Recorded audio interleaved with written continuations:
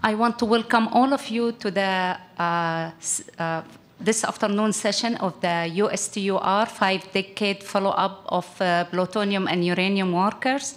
This is technical session 2. The first technical session focused on internal research. This technical session will focus on collaborative research.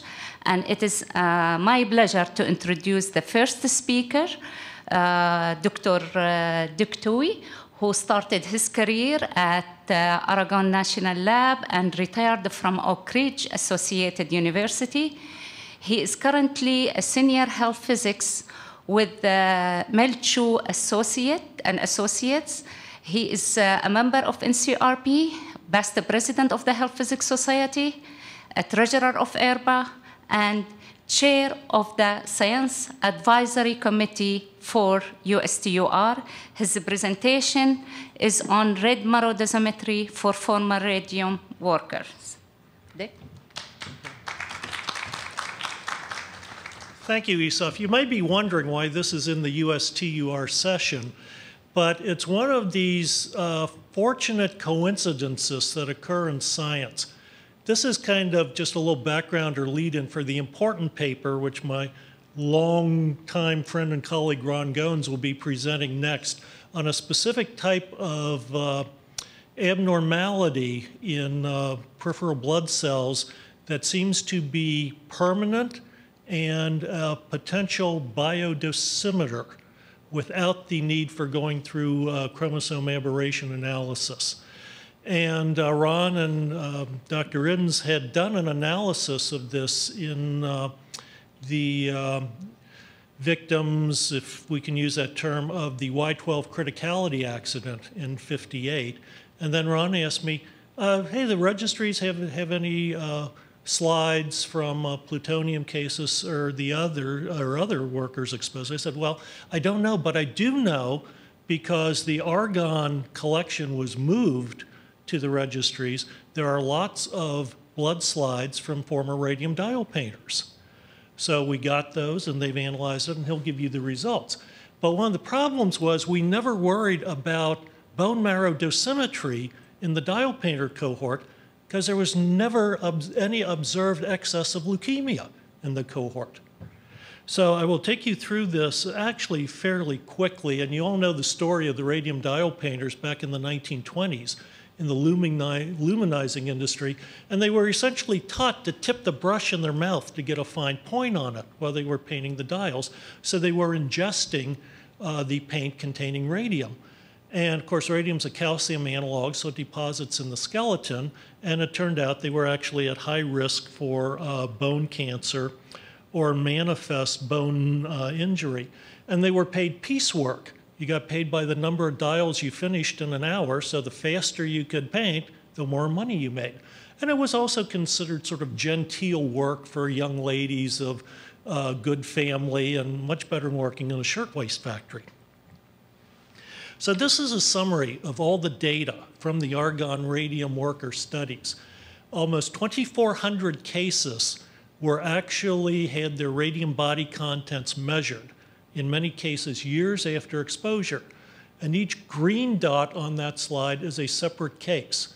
The orange or red dots are cases who developed one of two types of cancer: a bone cancer, most of which were osteosarcomas, but there were a few chondrosarcomas and giant cell tumors, or what was called a head carcinoma, which was a soft tissue cancer of the epithelial cells lining the sphenoid, ethmoid, sinuses, or the mastoid air cells.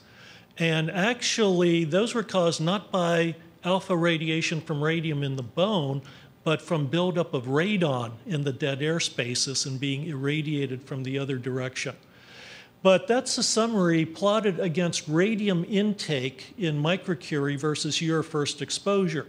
And you see two primary cohorts from the 20s, and then, where's the pointer here? This group, the second one in the 40s, they were painting aircraft instruments during World War II. I am told that if you were a B-17 pilot in World War II, you got about 10 millirem an hour gamma dose from the instrument panel, which of course was the least of your worries. But notice that there really were no cancers observed below radium intakes of about 10 microcuries. The lowest one, if you can see that one dot, it's actually at 9 microcuries, but that was a radium injection into a child who was 9 years old at the time. He was actually whole body counted at Argonne when he was in his late 60s. Now, the problem with this and trying to do dosimetry is we had measured body contents by whole body counting at some point after intake, so we had to use a biokinetic model to back calculate the intake and then forward calculate the dose. And the problem is there's a number of biokinetic models you can use. And the ones that were primarily used was first the Norris function, which was a power function, based on the measured retention of radium in patients at Elgin State Hospital in Illinois who were injected during the 20s with radium-226 for treatment of schizophrenia. I never saw anything in the medical literature about how effective that treatment was for some strange reason. But the idea was, well, we could whole body count them, and then we knew pretty much what the exact injection intake was. However, there was some question. But in any case, using that power function, the retention at 50 years would be 0.35%. And that was actually used to then back calculate to radium intakes for almost all of the cases. However, as time goes on, let's do it this way. There have been more kinetic models developed for radium retention. And the 1973 ICRP publication 20 alkaline earth retention model is shown here. Calcium, strontium, barium, and radium. And it's a combination of a power function and some exponentials and this, that, and the other thing that measure retention versus release and redeposition and trabecular versus cortical bone and all that. And that would predict a radium retention of 0.9% at 50 years. In 1982, Bob Schlenker at Argonne modified some of the parameters in that equation to account for retention in soft tissue, and then he came up with a much lower retention at 50 years. In 1993, Bob Rowland further modified that model, changing the apposition and resorption rate in cortical bone from 1.5% to the originally proposed that had been modified 2.5%, and result in a 1% retention. And then we've got the ICRP 30 model, 0.15%, and the ICRP 78 model at 0.5%. So basically, you pays your money and you takes your choice. Okay. I voted to go with the later ICRP 78 models, except we had to remember one thing. When in the radium literature, when it talks about intake, it really means uptake. It was systemic intake or intake to blood. So it's what we would now call uptake, and assuming the standard ICRP absorption of 20% uptake of ingested radium, that gives us that correction factor. So you can look up the dose coefficients now that we've calculated the intakes using a newer model. And for ICRP 67, they are shown here. This is a dose coefficient to red marrow, sieverts per becquerel intake for adults, but a lot of them were adolescents. As we look, you'll see some of the population demographics, and many of them were coming right out of grade school, started when they were 13 or 14 years old.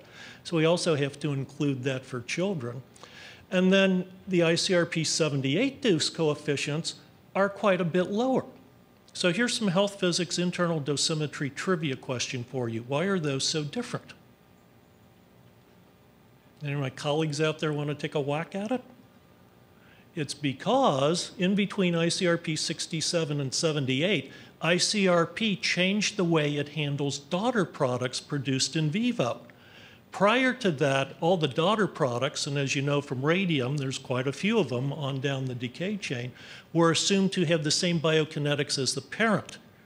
Starting from in ICRP 78, they now have their own biokinetics based on what element they are. So that difference really took into account radon exhalation. And we know from radon breath measurements on the dial painters correlated with the whole body count that radon retention is about 37%, or 2/3 of the radon produced in vivo is actually exhaled, And that's why radon breath measurements can be used to measure radium intake or uranium intake, as was done at Mallinckrodt, as you may have heard in one of the other papers this morning. So we got our dose coefficients. However, the dose coefficients are for effective dose, which includes both tissue weighting factors and radiation weighting factors. So we have to figure out, well, what's the appropriate radiation weighting factor? And for alpha emitters, for stochastic effects, it's 20. But for alpha emitters for tissue reaction effects, it's 2. Now, this Pelger-Ewart anomaly is a specific mutation of the lamin B receptor in leukocytes. So you could argue, well, that's stochastic, so it should be 20. But it's a persistent, preserved effect. So, well, maybe it's a little more tissue reaction, but it's not really cell killing. So who knows what the right radiation weighting factor is? So we decided, well, if we want to use this as a biodosimeter, why don't we just use absorbed dose? And we don't have to worry about any of these things. And if we have a major nuclear incident, most people will be getting gamma exposure, and they'll be trying to record or analyze absorbed dose anyway. So we just dropped all the weighting factors and went with that. So that's how we calculate these doses, which will be the abscissa on the slides Ron will show about the anomaly. But we had 166 cases available in the registries. Their date of first exposure when they started painting in the luminizing industry ranged from 1914 to 1915, with age at first exposure ranging from 13 to 40. And the duration of exposure ranged from 1 week, they didn't like the taste of the paint, so they quit, to 1,800 weeks. Okay, divide that by 50 and you get almost 40 years of dial painting. The blood draws were actually made when they would come into Argonne for their assessments, or we had a satellite lab at MIT where Robley Evans had first really set up one of the radium studies from 1960 to about 1975. And then taking the measured radium body burdens, which are in Rowland's monograph on it, backing them off using the best biokinetic model to intake, and then multiplying that out by the dose coefficient, taking out a factor of 20 for the radiation weighting factor. The red marrow absorbed dose ranges from 0 to 6.8 gray in these cases. So it's quite a range. And we will actually be continuing to find other sources. And I heard from Sergey, which I didn't know, there are possibly some plutonium worker slides in the registry collection.